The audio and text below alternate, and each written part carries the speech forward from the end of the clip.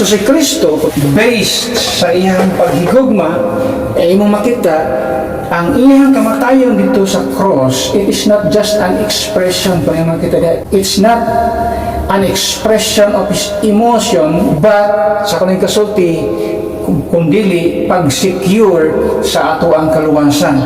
So ang iyang kamatayon dito sa cross, ang iyang dugo nga iyang giula, it proves, usa na siya ka-pruiba sa gugma niya, nganhi ka nato, nga dili siya gusto nga kitang mga tao may tumpawak dito sa kalayo sa impyerno. Kung kini nga celebration, Valentine's Day, mao man ni magpahamak kanimo padulong sa impyerno, then forget this celebration.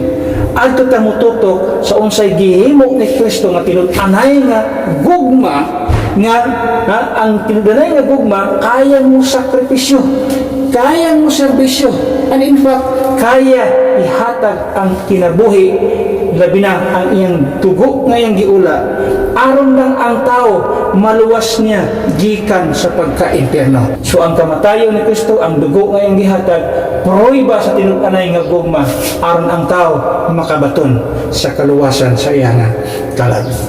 Kasi kalau presidente ka na mag-impeach, ay wala impeach time ni Christ. It is a one-man rule.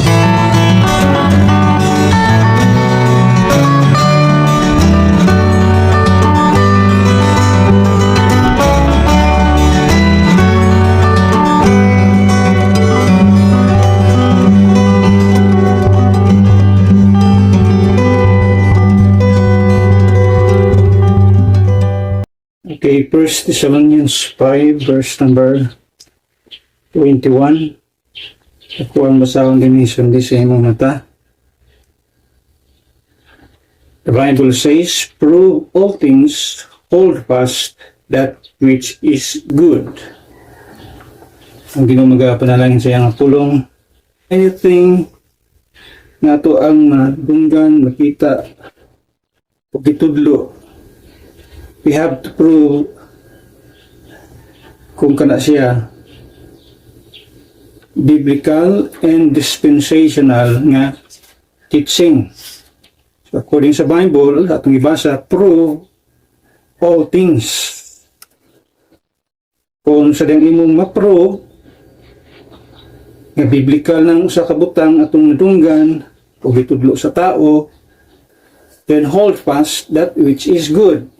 Valentine's Day, which mo na celebration kagahapon. Valentine's Day is celebrated as the day of love.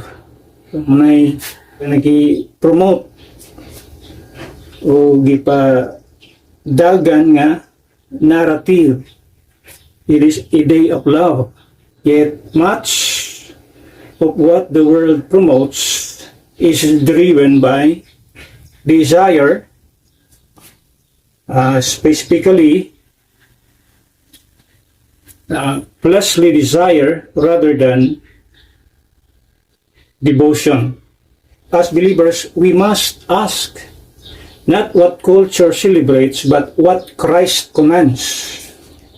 So ingon nga magtotoo, ang atong ipangutana da is di tungod kay usa ka celebration sa usa ka kulto o culture or kultura nga celebration, kundili unsay gi-command ni Kristo Jesus, what Christ commands us or i-command sa mga tag magtotoo. The Bible clearly distinguishes between lust, which gratifies the flesh, and love, which glorifies God.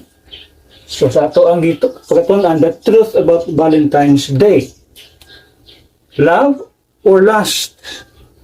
Lust gratifies the flesh. Muna ito makita sa Biblia. Love, especially divine love, glorifies God.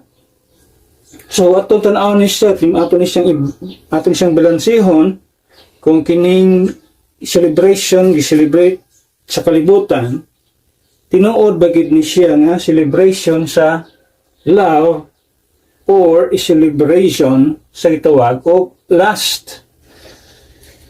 Munay ato ang balansihon ining kabuntagon o atuan ang tukion unsa ang kasagaran nga normal o gakahitabo sa tinud-anay nga klase o sa mao nga celebration. Dili lang istorya sa tao nga mao ni ang kahitabo. Is Valentine's Day a celebration of love or lust? Muna ang dako nga pangutana diha. Kini bang Valentine's Day celebration ba tinud-anay ni sa gugma o saka or sa lust lang siya? Now let's get a little bit kung asa sigikan ang mga truth ni ini nga celebration, asa man sigagikan, asa man siya nakalink.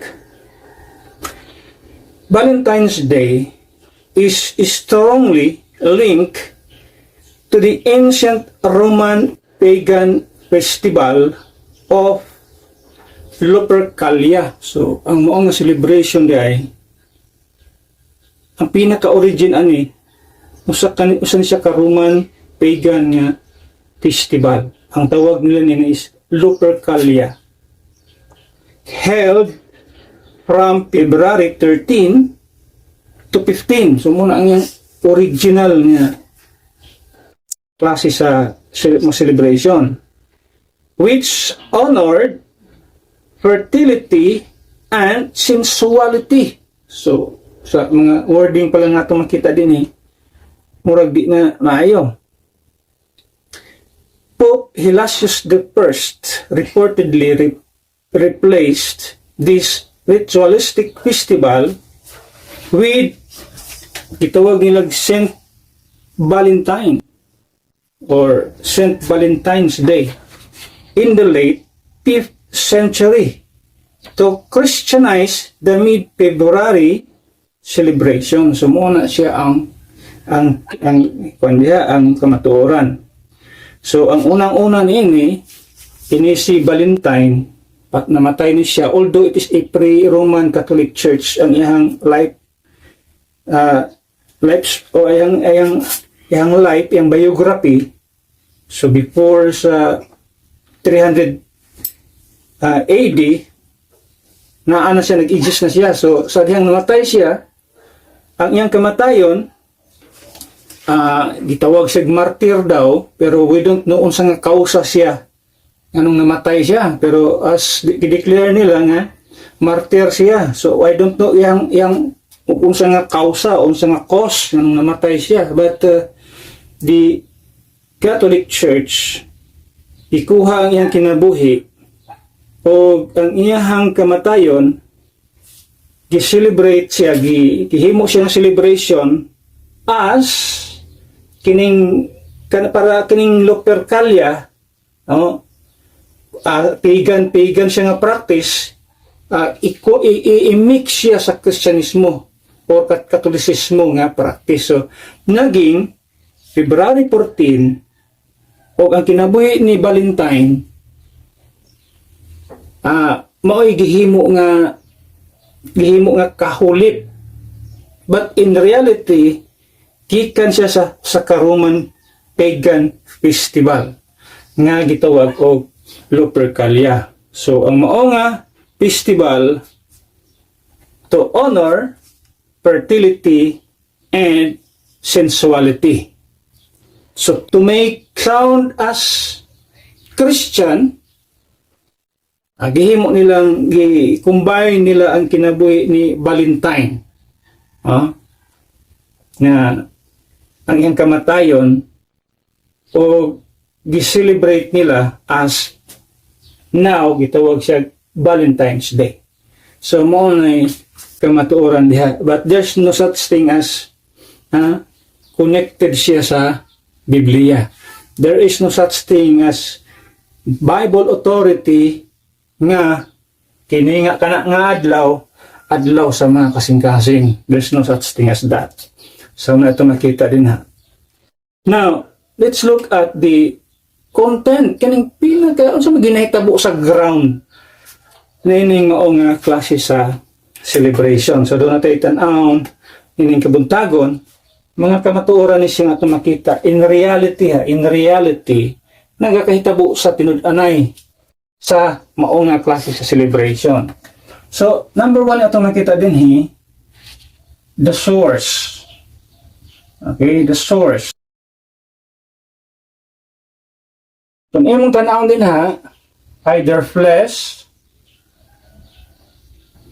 or the Father. So, ang samantala pita, because we are talking about love or lust. Kung nato siyang gituwag o explain, flesh is all about lust. When we talk about the Father, God, it's about love. So, ato tanawon din kung ang tinud-anay, ang realidad, motunong ba sa kaning celebration about love or lust. Mostly, dito sa dating simbahan namo, at hawan kay ng kilid sa mong simbahan kay basketball court o ang tapad ni ana lodging house. So every now and then kita kayo ng mga taong manulod din perti ka basta ingana nga mga panahon ingani nga time Valentine's Day fully book puno pirmi kanang mga magabi grabe na kanang manulod ng mga tao. Kasi klase na ng mga tao diya. Either mag-uyab, either kabit, sa batong uban, sa batong uban na diya nga nanalod, no? Manang ato makita, is it a celebration of love? Kung iyong tanawin ba, is it a celebration of love or a celebration of lust? Because like, in reality, kung tanaw ko sa realidad, dili yung anak nagkakitabo, dili love ang celebration. It is lust. So, iyong tanawin, diya, lust arises from the sinful flesh and corrupt desires of the heart. So, ang atong makita sa realidad, ang nagakitabo sa ground, dili siya based sa love, based siya sa lust. Now, let's look at lust. Yung sa Bible, James 1:14. Daghan kayo mga verse na tungod sa lust diri sa Biblia ng katudloan ang ngayon itong likayan. Mga lust of the eyes, lust of the flesh, kung makita din Now, it's about the lust of the flesh. In verse number 14 and verse 15, yun siya. But every man is tempted when he is drawn away of his own lust and enticed. Then when lust hath conceived, it bringeth forth sin, and sin, when it is finished, bringeth forth death. So kung atong makita din ang giingon sa Biblia kining word nga lust, dili siya maayo nga kuan, dili siya maayo, dili siya positibo nga vocabulary. Di siya maayo, wala siya mang ikahatag nga kaayuhan sa tao. Klaro atong gibasa diha kung ang tao dai matintal siya, but every man is tempted siya matintal siya tungod kay naghingapi na iyang pangibog sa unod, yun siya diha.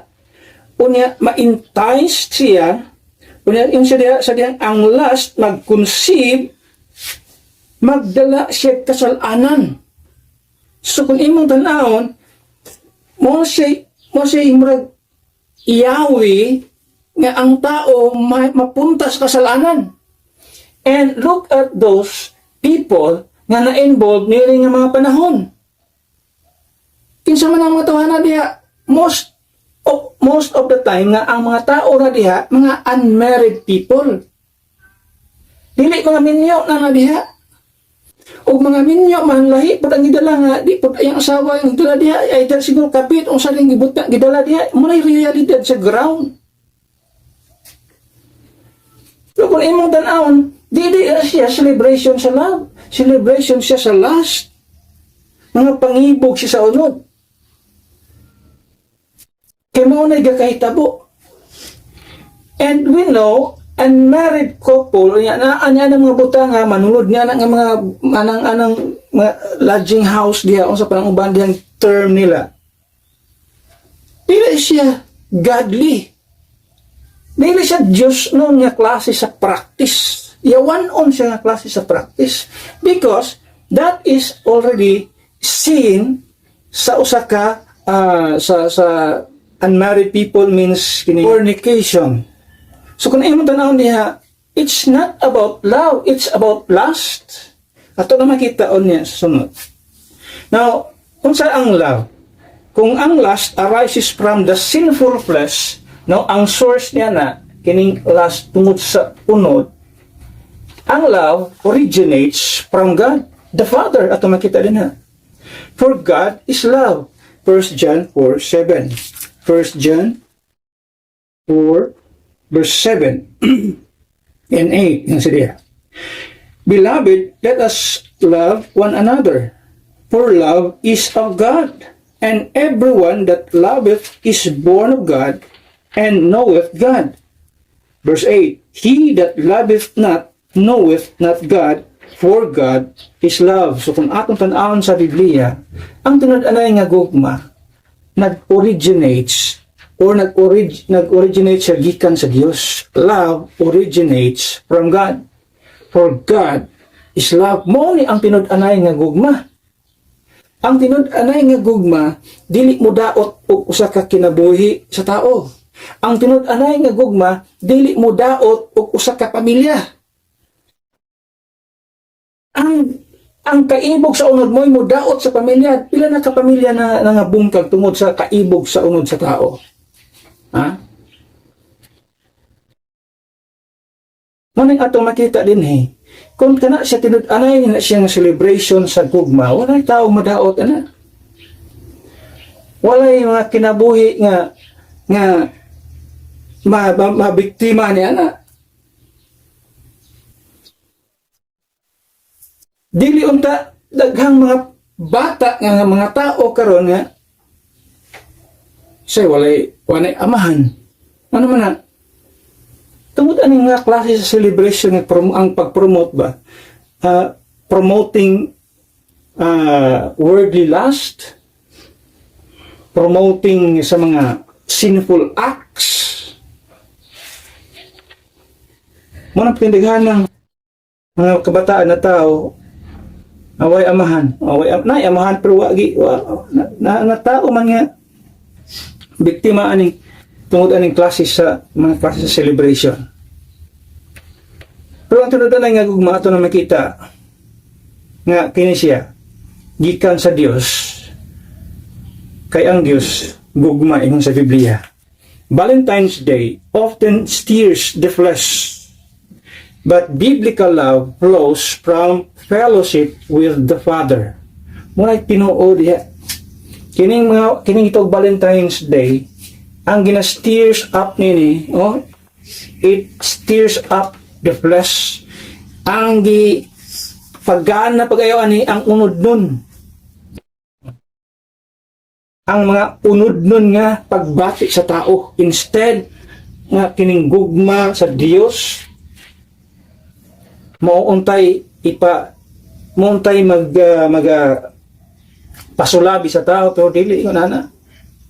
Ang nahitabo, unod nun nga klase sa panghitabo ang atong makita. Number 2, atong tan-awon din the self.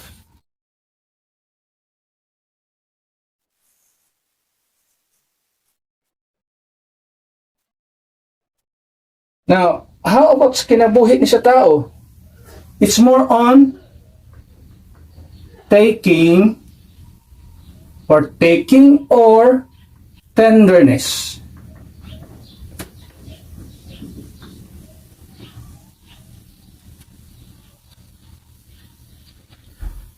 Last, ask, what can I get? Sumunay trabaho sa unod nun. Love, ask, what can I give? So it's either taking or giving. It's more on tenderness.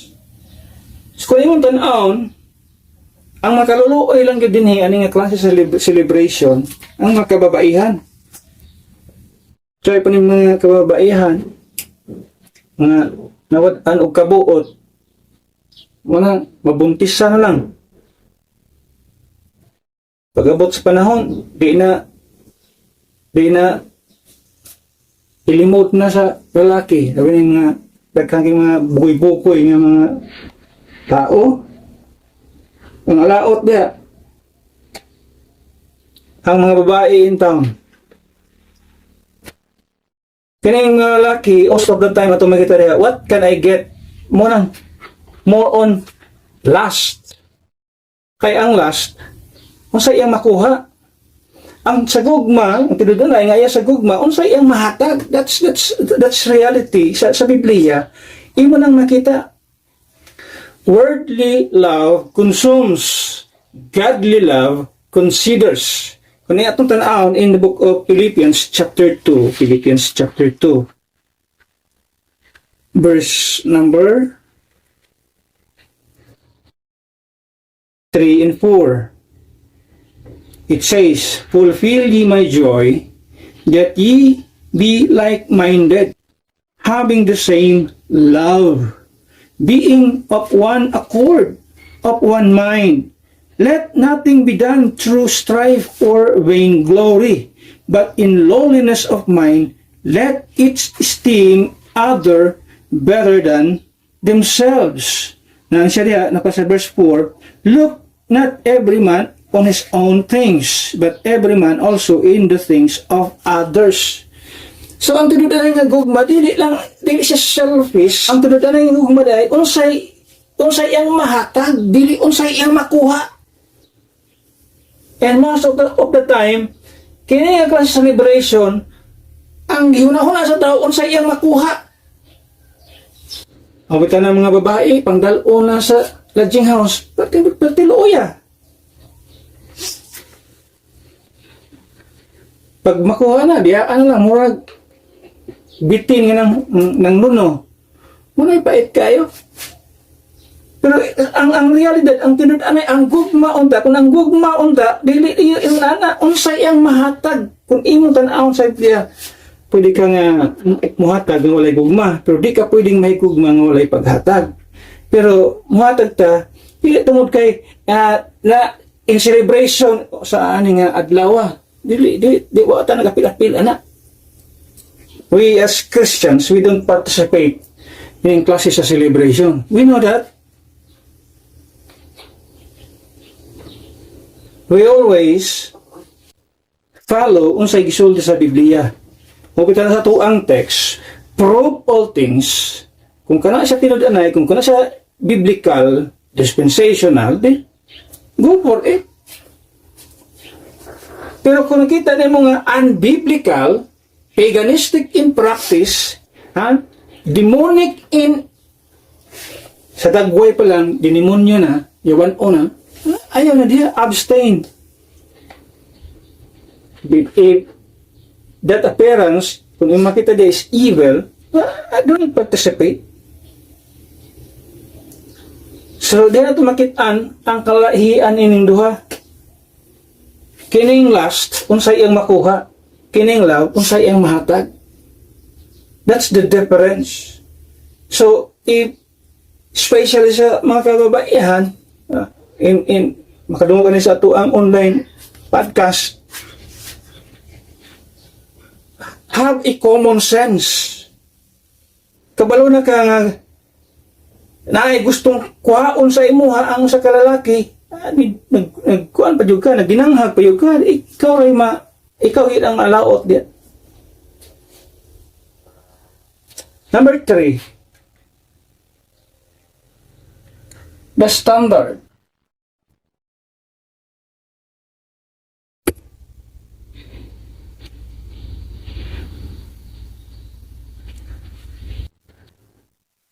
Passion or purity.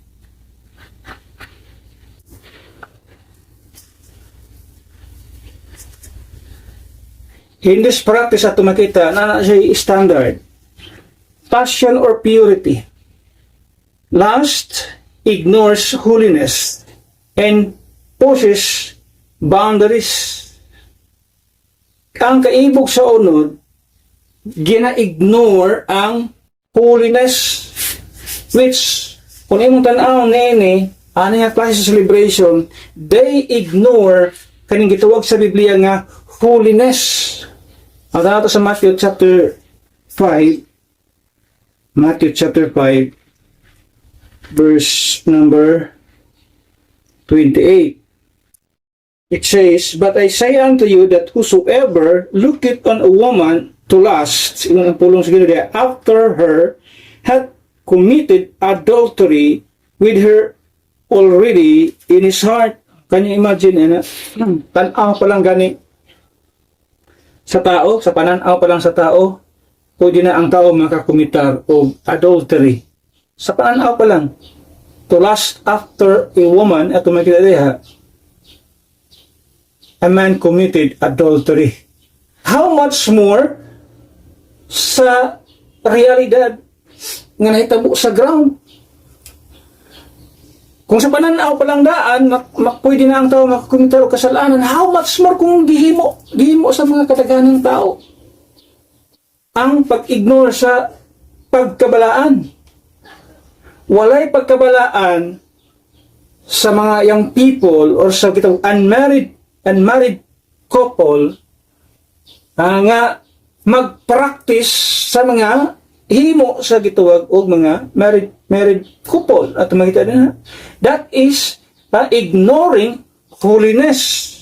So kung imong tan-awon niya, it's a sin. Kung imong tan-awon sa Biblia, sala siya at tubangan sa Dios.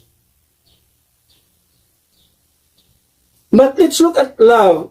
Kung ang lust ignores holiness, love honors purity and respects God's design. Ang gugma, naga-honor siya og purity.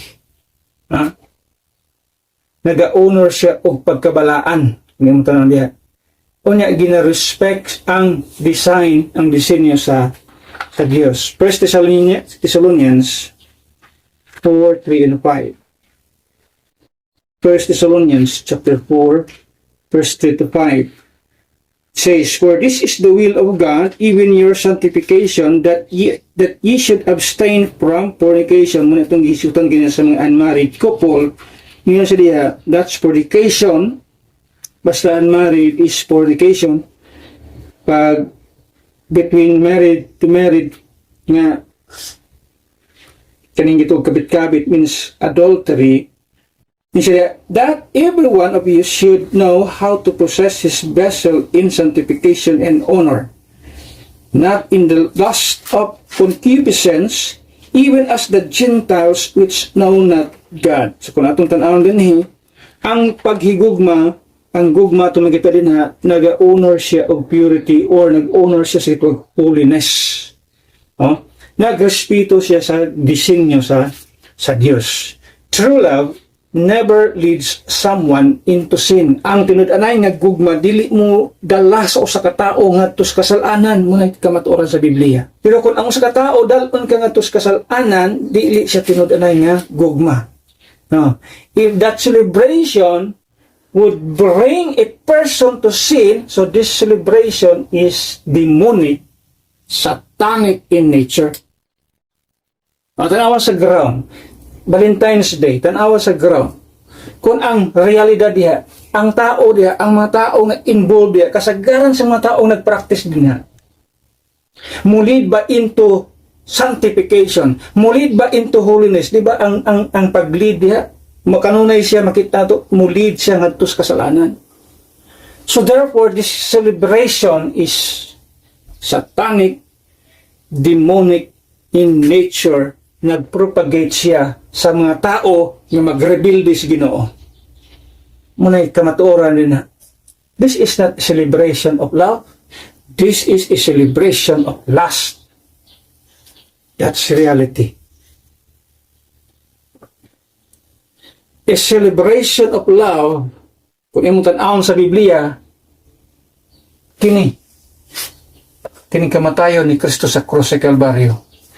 This is a celebration of love. Sa dang gihatag ni Kristo ang iyang ginabuhi dito sa krus sa Kalbaryo, it proves unsa ang iyang gugma ngadto sa tao. Ang itawag og gugma, anda muhatag. Even sa iyang kinabuhi, mo na gihimo ni Kristo Jesus. Mo na ang tinud-anay nga gugma. Dili ning kini nga klase sa celebration. It's not about love, it's about lust. They call it romantic love. Romantic love. Bahala ko sa nagka-romantic love diha, as long as kana siya mudala nga to sa taos kasalanan. Isa kung sa panay term na romantic love, as long as it brings people to sin, that is, di siya align sa kabubuton sa Dios. In other words, kini nga celebration, it's a rebellion sa kabubuton sa Ginoo. That's reality. That's the truth na ito makita diya. Number 4.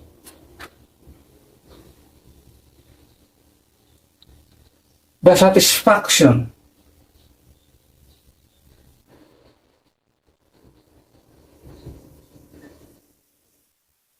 Satisfaction. Momentary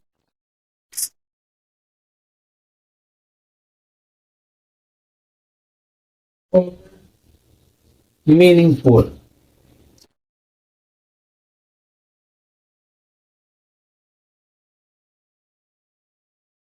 Is it meaningful or just momentary? Kaya nga klase celebration. Last, satisfies for a moment but leaves emptiness. Proverbs 27, verse number 20. Proverbs 27, verse number 20. Hell and destruction are never full, so the eyes of man are never satisfied. So ang panlantaw sa tao, ang mga mata sa tao, now remember the Bible says about lust of the eyes. It's about lust. Siya, ang tao, ang pananaw sa tao, ang gihulagway siya sa impyerno o sa destruction. Siya, hell and destruction are never full, so the eyes of men are never satisfied. So kining kaibog sa tao, kaibog sa mata sa tao, wala ni siya wala ni siya satisfaction nga makita. Ang pangibog sa tao sa mata, o gikan man sa mata hangtod na himay mong pangibog sa unod, it is just a momentary satisfaction, temporary lang. Pag nakuha niya sa kabatang, ay, nagkayo. Di ba? Ang kikinig mga tao, for example, paggawas sa cellphone o patininduta, pananaw, wala siya makuha, lipay kayo siya. Hindi sa cellphone ay. After 6 months, another na po nga model ani gawas. Bakit naman kaya kong cellphone? Pangit naman kaya ni. Bago. So, ingan ang pananlantaw sa tao. Dali lang kayo mag-ilis o labi na kwarta, dispose ng daan, bago na po. Mag-anak lang ang pananlantaw sa tao ba? It is just a momentary. What is that? It is just lust of the eyes. Kaya ito magiging lust satisfies for a moment but leaves emptiness. Love brings lasting joy and peace. Why? 1 Corinthians, yung tandaan diya, yung characteristics sa gugma, tinudanan ng gugma. 1 Corinthians 13, verse number 8, it says, charity or love, that's charity, love, the love of God, never fail it. But whether there be prophecies, they shall fail. Whether there be tongues, they shall cease. Whether there be knowledge, it shall vanish away. Kung tanong that charity never fail it. Tumikita din sa Bible, ang love or charity never fails. So love brings lasting joy and peace. So that's the difference in dua. What begins in lust often ends in loss. What begins in love endures. kung sa pangibog sa unod, last, mo end siya og loss. Daghang mawala sa tao. Kariyang matumpawak sa aning pangibog sa unod, this last, daghang mawala sa tao. Pero sa gugma, endures. Kaya makita diha, agpadayon siya. Mo padayon o mulahutay siya. Ang tinunay nga gugma nga itong makita diha. Number 5,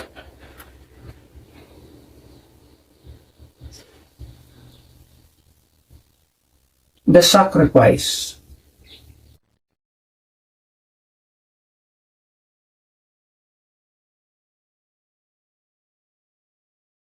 Pleasure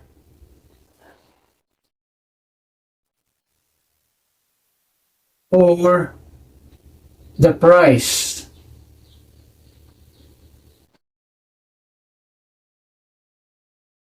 The pleasure or the price. Last, takes without sacrifice.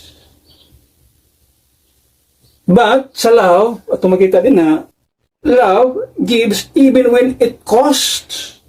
So, kung yung tanawin ba ang sakripisyo ni sa duha, easy lang ni ang pangibog sa unod, easy lang ni siya. Ha? It takes without sacrifice. Why sakripisyo ning gugma ang gusto rin ang saya makuha mo na iya ha. Pero sa gugma dili ingon ana. Ang iyang paghatag not just gives but even when bisan pag kung sa costly sa kabutang. And giprove na even sa ato ang Ginoong Hesukristo ato makita din na John 15 verse number 13. John 15 verse number 13. Muni ang tududanay nga gugma. This is the basis especially sa mga young people or sa mga kabatanunan ato makita din ha. This is the reality nga ato makita din ha. Ang sa katao o sa tao nagsulti siya, pwede siyang muater sa pulo nga love, no? But there must be imo bang gitawag og basis kung kintawahan natin anay pa na siyang nahigugma sa usa ka tao pod at makita din ha. Check ang Ginoo yang gipruiba din nga ang iyahang pagbati sa tao, it's not just lust kundi love nga tumakita din ha. In John 15 verse number 13, it said, greater love hath no man than this, that a man lay down his life for his friends. Kaya makita din na, ang lust takes without sacrifice. Pero ang gugma, dili pareha sa lust, kundi ang gugma gives even when it costs. So, dili pwedeng sa katao nga magsulti lang siya about love without even nga ato makita din na ipakita niya sa iya nga gihatag nga serbisyo. It must have some kinabang gitawag og evidence, pruiba sa imong pagigugma. Kinahanglan imo ipakita nga imo siyang gialagad. Ihatag nimo ang imong serbisyo sa tao. And even ito makita, even sa itong makita sa example ni Kristo, even his life, iyang gihatag. So ang paghigugma sa Biblia, it proven sa the way, sa iyang pagsakripisyo, sa iyang pagserbisyo, o mismo ang iyang kinabuhi, ihatag diha. So mga ang tinud-anay, dili itong unsa iyang makuha. Diba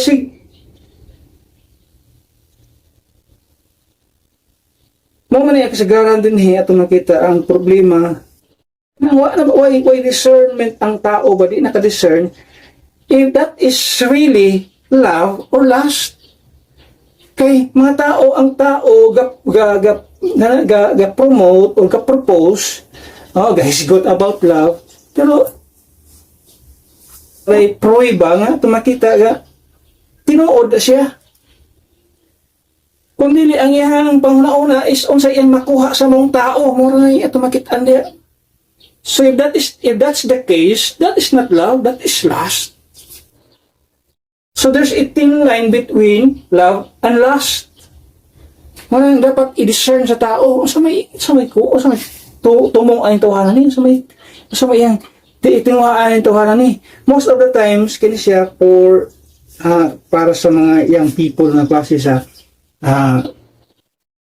gituwag o pagtulunan. But dili sa young people lang, even sa mga kining magtutudlo ka naman na nagwali sa pulong sa Ginoo. Most of the times na yung mga tao o nagwali tinud-anay sa pulong sa Ginoo, pero lahi ang motibo unsay ilang makuha ay tawanan ni, nagwali sila. Manang ay sadin sa akong nadunggan nga dapat masigig sangyaw para dako imong offering. Kani imagine ang klase sa prinsipyo, magsigig sangyaw para mudako ang offering. Lahi ang motibo, lahi ang tumong. Di na siya act of love, act of lust. Ano man na kay motibo nga kuhaon ng kwarta sa tao nga ipasikad lang nimo sa offering pag yawan on nga utok sa. Kaya nadunggan ako na ibagti akong dunggan sa maong pastor. Ang purpose na mag-surwining para mudako ang offering. Ay, unsa man klase sa wala nga, bisod kayo ko na muna ang standard sa tao, o ang sakripisyo, kung imong tanan ang sakripisyo, sa love and lust, ang lust, wala siya gihimong sakripisyo. Ang iya is pleasure, kung sala iyang makuha, moro na iyang gusto, basta palipay siya. Ang kanunay siya hunita, sa kaugalingon lang niya, self, unsay iyang maangko, unsay ikahatag kalipay sa iyang kaugalingon, basta self, una siya. Pero sa love, dili, it's the price, it's the sacrifice, ang iyang ihatag ka serbisyo. Munay, usay, gitog na to ba, ma-neglect na to, ang kamatuoran. Ma-take for granted na to, ang sakripisyo sa katao, nga gihatag niya even si Kristo Jesus. Grabe ang iyang pagserbisyo sa iyang mga apostles, sa mga disciples niya, even ang iyang sacrifice gihatag. Grabe, di basta-basta his own life. Imo na ingon siya diha, greater love hath no man than this. Siya wala pa bisan kinsang tao nga makalabaw niini. Ang tinud-anay nga gugma, hilabihan kadakot nga gugma, kanang kaya na ihatag ang iyang kaugalingon para sa usa ka tao. Iyon si Kristo Jesus, kung si Kristo mihatag sa iyang kaugalingon para sa mga katawhan, ang sa sulti ni John sa iyang another nga epistle, dito sa John, 1 John, yan sa dali. 1 John 3, Verse 16. Iyon siya, kung si Kristo mihay lay down sa iyang kinabuhi para nato, yun siya, verse number 16, hereby perceive we the love of God, because He laid down His life for us. Kisa nga God, dari iyang gimin, si Kristo. Hereby perceive we the love of God, because God laid down His life for us, and we ought to lay down our lives for the brethren.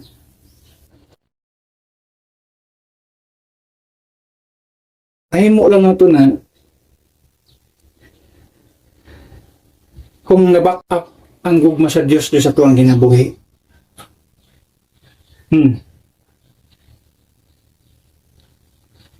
So lust takes without sacrifice. It's all about pleasure, self. When we talk about love, it's always the price. it's always the sacrifice for others. That's for others. Ito makita rin ha. Now, dito ta sa gituwag, the supreme example, number 6.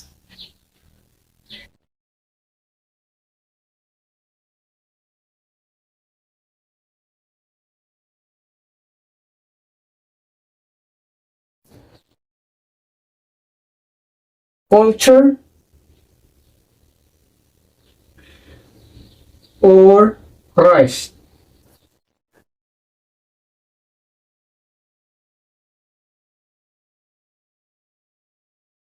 Culture or Christ? Valentine's Day points to romance. Huh? Kaning Valentine's Day points sa mga romantic love. Points to romance. The Bible, Christ, so when we talk about culture, Valentine's Day points to romance.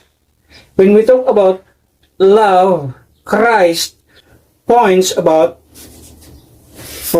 to redemption. So, kung atong tanawon, Christ did not die to express emotion, but to secure salvation. Si Kristo, namatay siya, dili aron pag-express sa iyang emosyon. Dili, kung dili si Kristo namatay siya, aron ikaw, ako, kitang tao sa kalibutan, ma-secure ang kaluwasan. Para na nato. It's not about expressing emotion. It's about securing salvation. Mo na ang gihimo ni Kristo Jesus. Kini nga celebration, kultura nga klase celebration, it's a culture, at makita nowadays, it's a culture, part of the culture sa mga katawhan sa kalibutan. Ang expression lang niya din ang iya lang i-point out din about sa mga romantic love, about romance, at makita din ang kang Kristo Jesus, when we talk about love, dili aron i-express iyang emotion, kung dili aron ma-secure niya ang salvation sa matag usa ka tao. Kung imong tan-awon diha in the book of Romans chapter 5 verse number 8, okay, Romans 5 verse number 8.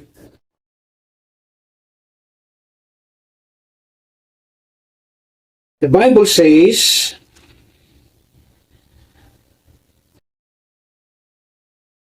but God commended His love toward us, in that while we were yet sinners, Christ died for us. Dili kung imong tan-awon si Kristo Jesus, wala siya namatay, wala siya namatay para sa mga taong matarong, no? Wala siya namatay sa mga tao nga dunay pleasing personality, dili yun ana. Ang kamatayon ni Kristo para sa tao, bisan pa tinuod og dili ta kaaya-aya sa pananaw sa Dios, dili man ta kaaya-aya sa pananaw sa Dios.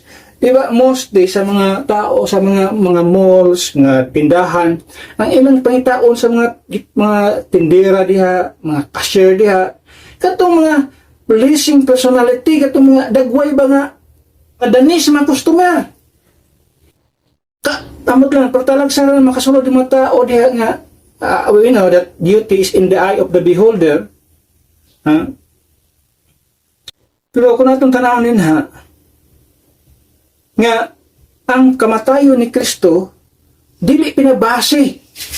Wa siya namatay sa mga gwapo-gwapa lang nga mga tao para lang sa mga beauty lang, way labot ang the best.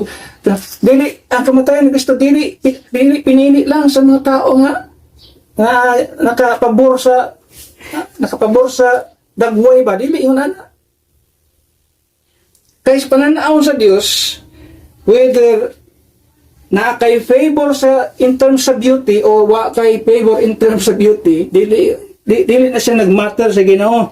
Sa Ginoo atuba sa atong atubangan puro ta makasasala. So daot ang atong pagkatao, daot kita atubangan sa Ginoo, pero wala dili na may gitan-aw ni Kristo Jesus. Dili ang iyang gitan-aw na while we were yet sinners. Sa dihang kita makasasala pa. Unsa man sa mga panagbuhay, unsa man nga dagway atubangan sa Ginoo. Pero tinato ka maot, pero tinato ka kung na may termino, pero tinato ka pangit atubangan sa Ginoo. Kitang tanang tao, regardless sa naong nato, pangit kita sa atubangan sa Ginoo nga naman kay makasasala kitang dako pero wala na gimain sa Ginoo, no? Ipakamatyan kita niya bisan pag pangit ang atong kahimtang atubangan sa Ginoo. Gipadayag niya ang iyang gugma nga ni kanato. So ang iyang kamatayon dili siya pag-express sa iyang emotion kundi aron ma-secure ang kaluwasan sa matag usa kanato nga mga makasasala sa iyang atubangan. Munang si Kristo nagpakamatay alang sa atuang kaluwasan sa kalag. No, kung imong tan-aw din pasalamat nga bisan pag unsa kita kadunot atubangan sa Ginoo. Pasalamat bisan unsa kita kaway kwinta atubangan sa Ginoo. Pero gipakamatyan kita ni Ginoong Hesus. Giula niya iyang balaang dugo o iyang dugo, iyang mismong dugo, His precious blood. Iyang giula aron kitang tao nga makasasala makabaton sa siguro nga kaluwasan. Muna ang anay nga essence sa gitawag gugma. Mauna ang dapat ibutang sa utok sa tao, sa kasing-kasing sa tao, i-inculcate sa kasing-kasing ug sa utok sa tao. Nga ang tunod-anay nga essence of love is about giving your life. Not unsay imong makuha sa usa ka tawo. No, that's not.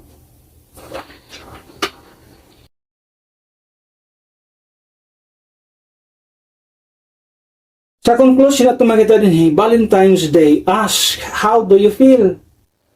The gospel asks, whom do you follow? Lust pleases the flesh for a moment. Love honors God for eternity. Masay sugo sa Ginoo sa itong kinabuhi. Masay iyang mando sa matag Kristohanon. Not in lust, but in love. At makita din na Ephesians 5, verse number 2. Ephesians 5, verse number 2 says, and walk in love, as Christ also hath loved us, and hath given himself for us an offering and a sacrifice to God for a sweet-smelling savor. So, sa yung kagustuhan para sa mga Kristohanon, walk in love, not in lust. Muna iyang kagustuhan para sa iyang mga kaanagan.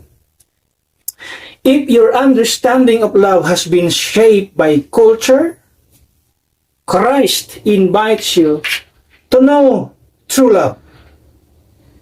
Kay most of the time, ang atong panglantaw sa gugma, naka-align or na-shape siya ba? Na-shape siya, na-mold siya tungod sa gitawag kultura. Ang mo din ang gugma. It's shape or mold based sa atong kultura. Na kung mauna imong pagpanabot, may tungod sa gugma, you have to kung imong tanawon, you have to know what is biblical love. Unsay biblical teaching mahitungod sa love.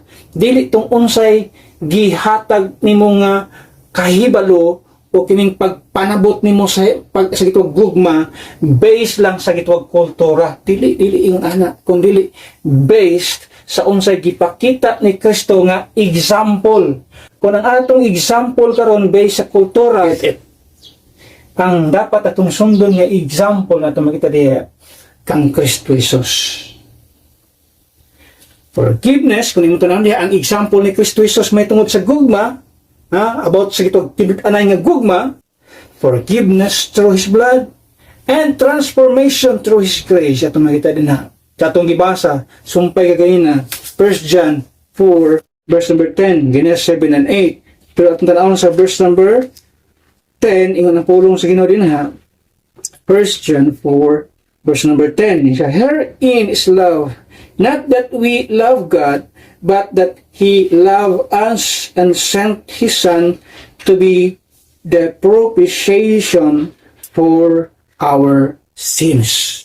So si Kristo, kung atong tanawon diha, si Kristo based sa iyang paghigugma, ay imong makita ang iyang kamatayon dito sa cross. It is not just an expression, kung imong makita diha, it's not an expression of his emotion, imong makita diha, but sa kuning kasulti, kundili pag-secure sa ato ang kaluwasan. So ang iyang kamatayon dito sa cross, ang iyang dugo nga iyang giula, it proves, usa na siya ka-pruiba sa gugma niya, nganhi ka nato, nga dili siya gusto nga kitang mga tao may tumpawak dito sa kalayo sa impyerno. Kung kini nga celebration, Valentine's Day, mao man ni magpahamak kanimo padulong sa impyerno, then forget this celebration. Adto ta motutok sa unsay gihimo ni Kristo nga tinud-anay nga gugma nga ang tinud-anay nga gugma kaya mo sakripisyo, kaya mo serbisyo, and in fact kaya ihatag ang kinabuhi, labi na ang iyang tugo nga iyang giula aron lang ang tao maluwas niya gikan sa pagka-impyerno. So ang kamatayon ni Kristo, ang dugo nga iyang gihatag, pruiba sa tinud-anay nga gugma aron ang tao makabaton sa kaluwasan sa iyang kalag.